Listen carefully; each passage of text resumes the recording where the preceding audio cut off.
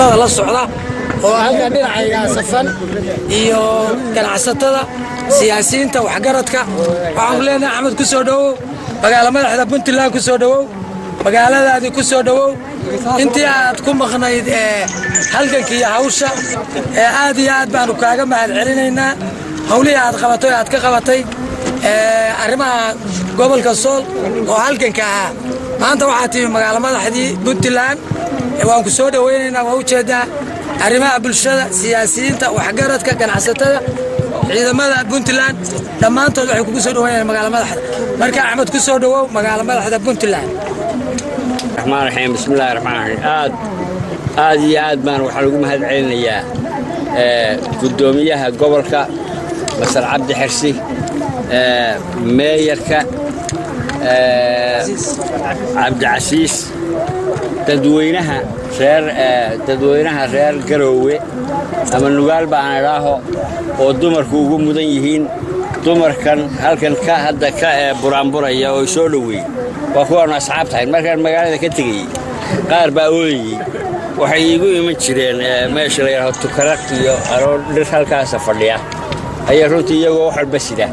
waanu isku leenahay waxyaabaha ay soo celiyay aanu soo noqday ka mid tahay kalgacalka ay jacaylkaasi aanu isku leenahay inta markaan ka gudbo waanu nimi anigoo hogaaminaya cuqaal badan cuqaashatan halkan tuban waa cuqaashii gobolka Sool beesha especially beeshan ugaariyahan khaasatan cidi kama mana garaadkii oo naga yar dambeeyo isna imanaya garaad Salebaan garaad Maxamuud ayaanu insha Allah filaynaa garaad Salebaan garaad Maxamed garaad Maxamuud ayaa maxay haytay isna naga dambeeya caaqil nooma maqnaynta baan moodayaa magacyadooda waa la idin sheegi doonaa iyaga isa sheegi doona muxuu ahaayay oo kulli kelmadooda waa oran doonaan annagu halkan haddaanu hadda ku soo noqonnay markii horena kama maqnayn waa joognay oo waad la socotaan xiriirka iyagu sidii caadiga ahayd buu ahaa halgankaa uu sheegay bara gudoomiyuhu ayaanu ku maqnayn oo midaanu isla ogeyn runtii haddaad maqasheen khaatumo iyo Puntland isku mid weeye horena waanu sheegi jiray xoogaa baa ka dilaacay la yiraahdo khiyaamo iyo khaatumo hay isku khaldina khaatumo waa khaatumada halganka ku maqan oo daacadda ahayd oo wadankeeda inay cadow ka xoreysto tolkeed iyo deriskeedana kula noolaato nabad markii aanu ogaanay khiyaamo inay meeshii ku jirto waxaanu wada hadal bilownay maamulka Puntland waxaanu ku heshiinay nabadgelyo derisnimo haddii ay ku roon yahay xushmad istaageersi waxaanu diidnay inaanu ka abuurno fidmo dadka dhexdiisa dadku isku mid weeye waxaanu ogaanay maahmaahba sida Soomaaliyeed laba tunoo la kala qalo male sagaaro marka inaan la qaybsami karin baanu ogaanay haddana waxaanu u nimi inaanu dadkayagii iyo dalkayagii u nimaadno wada hadalladii noo socday inaanu dhammaystiro haddii ay bukurnayahay waxayna ku dhammaan doonaan wax wada qabsi istaageersigii aanu ku heshiinay madaxweynaha iyo madaxweyne ku-xigeenka iyo waxgaradka kale ee reer Nugaaleed ama reer Puntlandba aanu ku heshiinay inaanu dhammaystiro oo ahaa iskarabsi wax wada qabsi maxay haytay istaageersi iyo midnimo adduunka oo dhan baa hadda la isu soo celinaya sidaad la socotaan Yurub iyo Baisu timi iyo Afrika la isla doondoonaya waxaan ku soo gabagabeynayaa sagaal laba tunoo kala qalamay waanu ogaanay aad iyo aad baad u mahadsantihiin والسلام عليكم ورحمة الله وبركاته. عامل سعيد صومالي أحمد علي عثمان بنتنا هربا وسير واحد كده مركز على السياق على وقت في مامور خاتم اللي يراها صدق مدحونه يلا تبع كم اللغات. بريه دم واحد مقطع خاتم يعني خلق قيب سنتي أو مد عدد هجوم سيد يمد مدحونه كل هجومية نقدان. marka tani imaashaha garow waxay ka dhigan tahay in maamulka Khaatumo garabka hogaamin jirta oo Puntland dib ugu biiray waataan ku sheegay oo laba Khaatumo horta mid khiyaama jirtay Khaatumo waa tanaan wato anigu tan meesha marasho iyo Khaatumo khiyaamana meelahaas ee orda fidmay la wareegaysa waad maqasheen dhibaatooyinka mataqaan dhibaatooyinka ayaamihii dhaweyd ay ka sameeyeen meelaha ayaamihii dhaweyd dhibaatooyinka ay meelahan ka sameeyeen waad la socotaa taas marka anagu ummad dul qaadanayno kumana jiro Khaatumo waa Puntland waa Khaatumo مدن وأحمد شام هون كيبل تي في marka imaashaha wuxuu ka macnayaa xil iyo jago iyo doorashada dadka gasho oo aad taa bedelkeeda ku dooranaysa imaashaha wada hadallaan noo socda iyo heshiis waanu hawshaas waa ka wada hadlaynaa hadday ku dhammaato inaanu maxay tahay wax wada gallo oo aanu yeelno way ku dhammaan kartaa laakiin hadda imaatinka iyagu waa kii noo socday waan dhammaystiray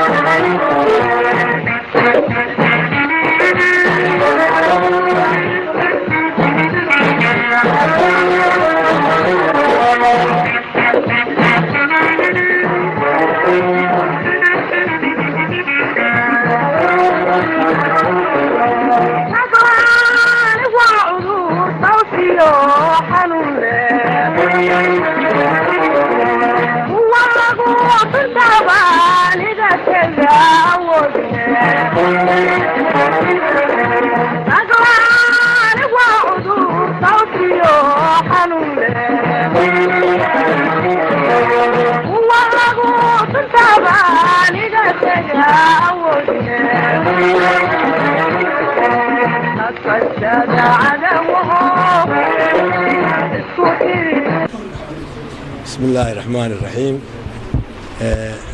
مناسبة في عموية مانت هذه غالية tii shalay baarlamaanka lagu dhaariyey tii ku xigtay oo u dhigantay weeye midnimadii Puntland bay sii xoojinaysaa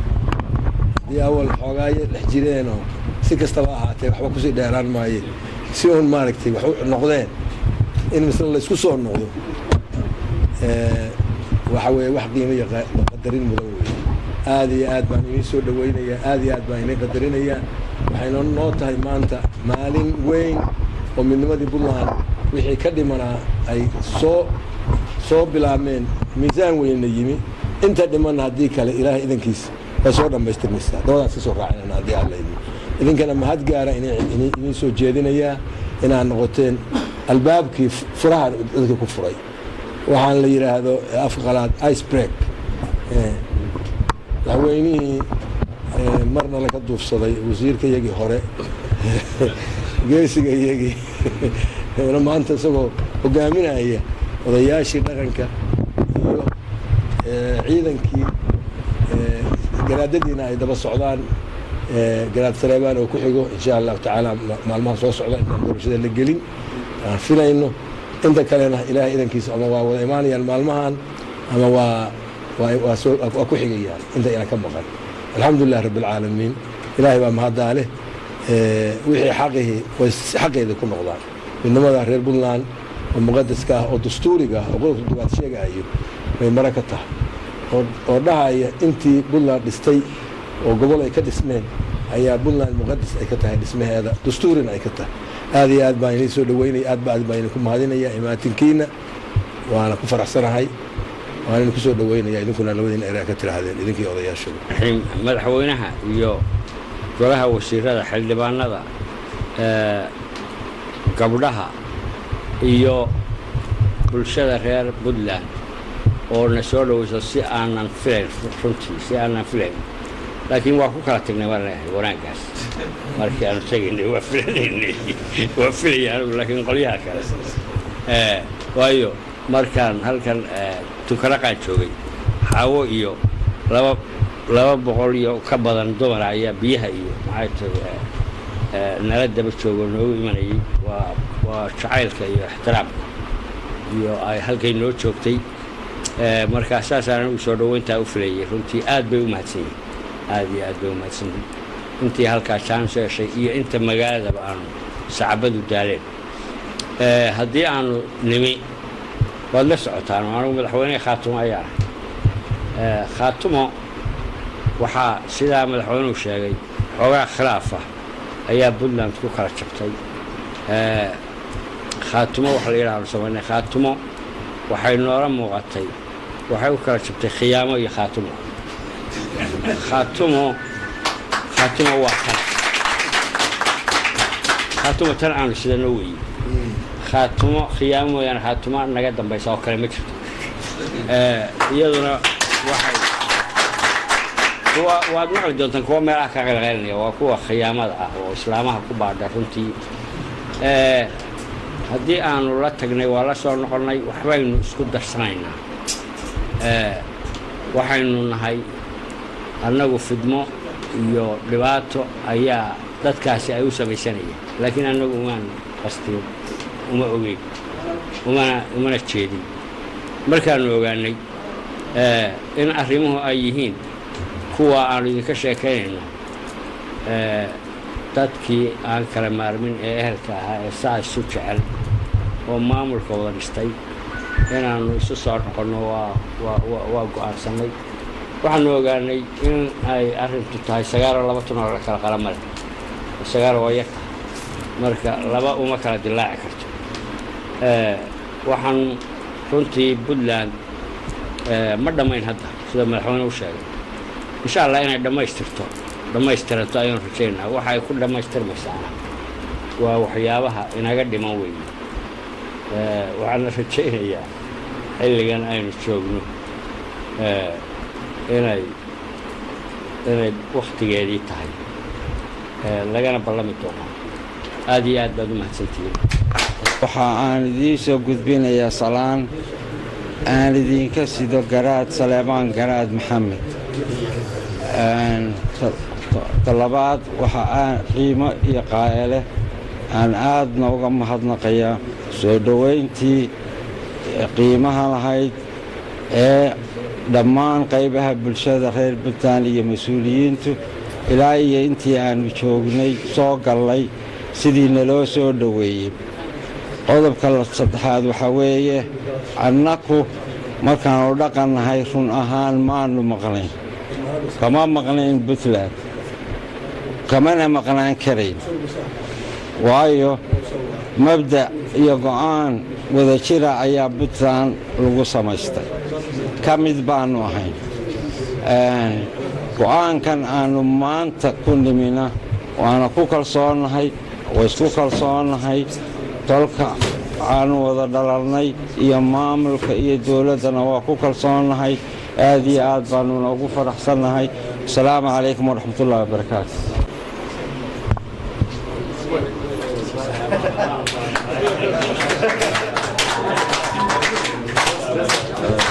haweenka soo dhaweey aad baan ugu faraxsannahay maanta Axmed oo noogu soo noqday Puntland 3 sano kadib welcome back balan Axmed Crash geesigayga abaqariga oo dirca fariidka aad baan ku jecelahay